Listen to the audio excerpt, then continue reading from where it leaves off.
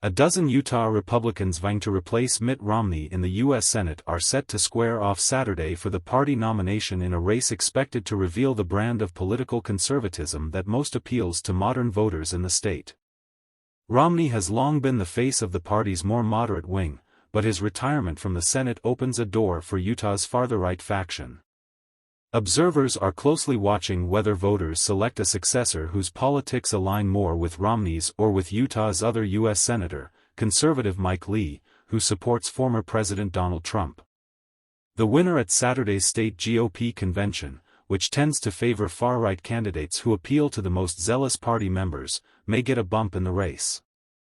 Some losing candidates still can qualify for the June 25 primary ballot by gathering signatures, so Republican voters will ultimately decide the party's pick to succeed Romney. Ultimately, the successful candidate in the primary election phase will be the candidate who shows they best connect with general Utah Republican values, rather than the person who's able to stake out the furthest right position possible, even if that helps them to some extent with the delegates, said Damon Cann, head of Utah State University's Political Science Department. The crowded race, which includes a congressman, a former state legislative leader and the lawyer son of a former senator, will not only set the tone for the post-Romney era of Utah conservatism, but likely will serve as a litmus test for Trump's popularity in the Beehive State. Those most closely aligned with the embattled former president, namely former State House Speaker Brad Wilson, are expected to fare well at the convention. But political scientists, such as James Curry of the University of Utah, anticipate a more moderate candidate such as U.S. Representative John Curtis will prevail in the primary.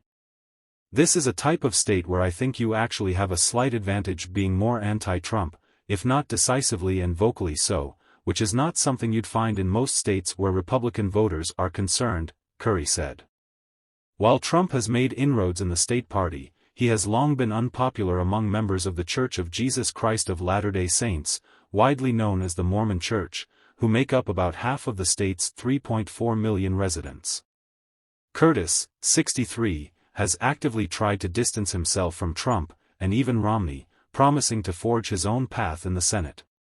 However, his record of pushing fellow congressional Republicans to combat climate change, in much the same way Romney urged party members to part ways with Trump, has led many to draw parallels between the two. Even Wilson, 55, who endorsed Trump earlier this year, has made little mention of the former president on the campaign trail. The move represents a departure from many farther-right candidates in other states who have tried to leverage Trump's political power to win their own races. Curry expects the party nomination will carry little weight in a state where Republican delegates are often not representative of the party's broader membership. Romney himself was booed by delegates at a past convention and even lost the nomination in 2018, but he still won the statewide popular vote. The candidates notably have not sought Romney's endorsement, which can said is unusual in races with a departing incumbent. Several have sought the support of his more conservative counterpart, who is popular among delegates, but Lee has not yet endorsed anyone in the Senate race.